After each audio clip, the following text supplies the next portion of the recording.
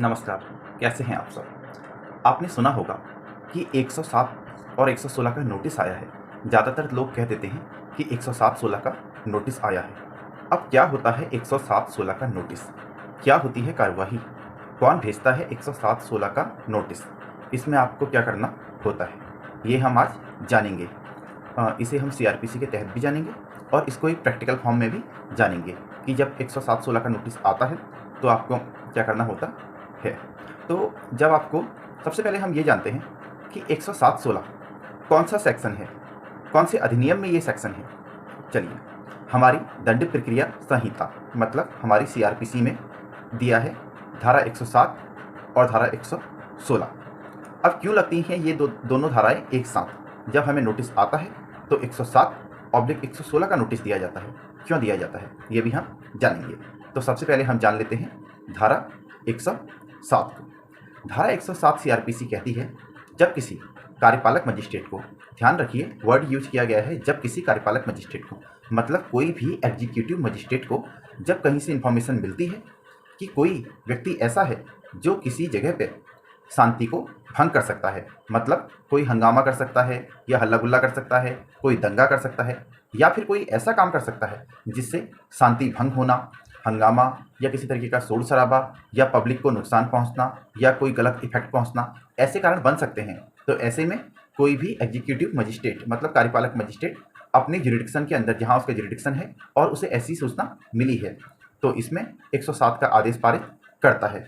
इसमें यह होता है कि ऐसे व्यक्ति से श्योरिटीज लिया जाए, ऐसे व्यक्ति से श्योरिटीज लिया जाए कि वो आगे ऐसे काम को नहीं करेगा।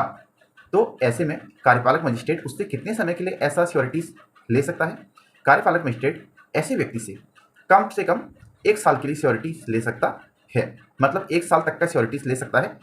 प्रोविजन में दिया है 1 साल की अवधि तक, मतलब 1 साल तक। उसके अंदर कार्यपालक मजिस्ट्रेट चाहे 6 महीना, 7 महीना, 8 महीना, लेकिन 1 साल से ज़्यादा नहीं होगा। तो 1 साल तक का श्योरिटीज इसमें कार्यपालक मजिस्ट्रेट ले सकता है।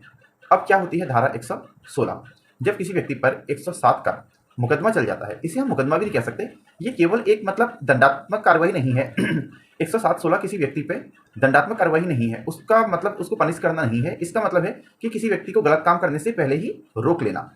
तो 107-16 को हम कह सकते हैं किसी व्यक्ति का चालान कर दिया जाना या 107-16 में उसका चालान हो जाना। मतलब ऐसे व्यक्ति को 107-16 के द्वारा, मतलब जिससे कोई गलत संभावनाएं होती हैं कि वो कुछ गलत काम कर सकता है, तो उसे 107-16 के द्वारा ऐसा काम करने से रोका जाता है।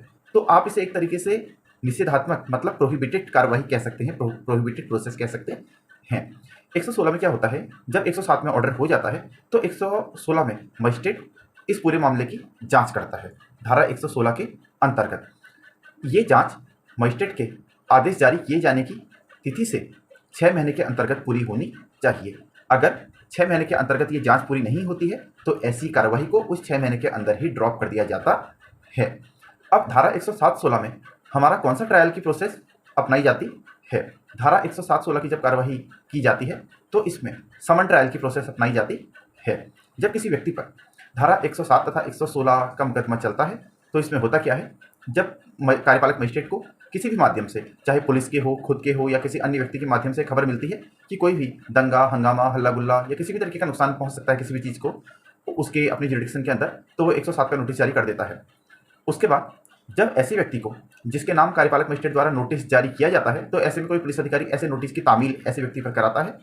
जब ऐसे व्यक्ति पर नोटिस की तामील की जाती है तो ऐसे व्यक्ति को उस नोटिस में ये लिखा होता है कि आप इतनी इतनी अमाउंट के, मतलब इतने इतने रुपए के 2 श्योरिटीज देंगे। तो उसको 2 श्योरिटीज उतनी अमाउंट के देने होते हैं। धारा 107 ये प्रोविजन भी करती है कि कार्यपालक मजिस्ट्रेट के पास ये पावर है, वो चाहे तो ऐसे व्यक्ति को जिसके नाम समन कटा है या तो श्योरिटीज पे उसको छोड़ दे या फिर उसको बंध पत्र पे छोड़ दे, मतलब पीवी पे, पर्सनल बॉन्ड पे उसको छोड़ दे, या तो उससे मतलब श्योरिटीज मांगेंगे या फिर उसे पीवी पे छोड़ दिया जाएगा। पहली प्रायोरिटी श्योरिटीज को ही दी जाती है कि आप श्योरिटीज ही लाएंगे। उसके बाद कहीं जाके पीवी का प्रोविजन आता है। अगर आप मतलब जो कार्यपालक मजिस्ट्रेट हैं उनसे रिक्वेस्ट करेंगे कि मेरे पास अभी जमानतें उपलब्ध नहीं हैं, मैं कोई गलत काम नहीं करूंगा तो आप मुझे पीवी पे छोड़ दीजिए, तो वो आपको पीवी पे भी छोड़ सकते हैं, लेकिन ये ऑप्शनल है। वो पीवी पे छोड़ने के लिए आपको बाउंड नहीं है, अगर वो चाहें तो आपको पीवी पर छोड़ सकते हैं। और ये मुकदमा आपका 1 साल या फिर 6 महीने तक चलता है। ज़्यादा से ज़्यादा चलेगा तो 1 साल, वरना 6 महीने के अंदर ही ऐसी कार्रवाई को ड्रॉप कर दिया जाता है। जब आपका 107/16 का नोटिस आता है, पहले आपको समन आता है। जो मैंने अभी प्रक्रिया बताई कि आप श्योरिटीज़ वगैरह देते हैं, अगर आप इसको समन में पूरा कर लेते हैं तो ठीक है। जब आप समन में भी उपस्थित नहीं होते हैं तो धारा 112 में आपके वारंट काट दिए जाते हैं। तो उसके बाद आप पे ऐसे वारंट एग्जीक्यूट होते हैं। वारंट में भी सेम थिंग होती है कि आपको कोर्ट के सामने आके, मतलब ये कोर्ट जो होती है एग्जीक्यूटिव कोर्ट होती है, एसडीएम, डीएम वगैरह जो भी एग्जीक्यूटिव मजिस्ट्रेट हैं जहाँ से आपको समन आया है, तो आपको उनके सामने जाके अपनी जमानत करानी होती है। इसमें जनरली सामान्य तौर पे आपको गिरफ्तार नहीं किया जाता है। अगर परिस्थितियाँ ऐसी हैं कि आप कोई बहुत बड़ा, मतलब कोई खतरनाक काम कर सकते हैं जिसके जो पब्लिक प्लेस के लिए बहुत हानिकारक है और पब्लिक के लिए हानिकारक है, पब्लिक पे बहुत बुरा इफेक्ट पड़ सकता है, तो ऐसे में आपको गिरफ्तार भी किया जा सकता है। 107/16 की कार्यवाही एक बहुत साधारण सी कार्यवाही होती है जो हमारी डेली लाइफ के कामकाजों को इफेक्ट करती है, पब्लिक प्रॉपर्टी को इफेक्ट कर सकती है। इसलिए 107/16 के थ्रू ऐसे काम करने वाली जो व्यक्ति हैं उनको बाउंड कर दिया जाता है कि वो ऐसे काम ना करें। इसलिए उनसे 1 साल या फिर 6 महीने तक का जितना कार्यपालक मजिस्ट्रेट चाहे श्योरिटीज़ को ले लेते हैं और अपने आगे की कार्यवाही करते हैं। ये मैंने आपको बता ही दिया है कि इसमें जो प्रोसेस है वो समन ट्रायल की चलती है। अगर 6 महीने के अंतर्गत जांच पूरी नहीं होती है तो ये मुकदमे वहीं पे खत्म हो जाते हैं और ज़्यादा से ज़्यादा ये मुकदमे 1 साल में भी खत्म हो जाते हैं।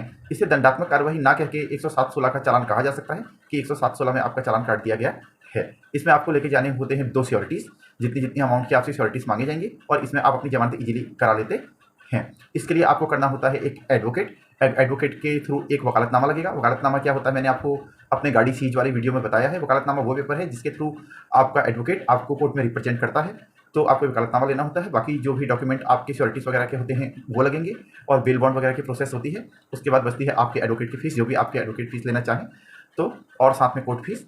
इस तरीके से हो जाती है आपकी 107/16 की प्रोसेस पूरी। अगर कुछ समझ में आपको ना आया हो तो आप कमेंट बॉक्स में लिख सकते हैं और हमेशा की तरह रिक्वेस्ट मेरी यही है, like, share, subscribe and comment. नमस्कार।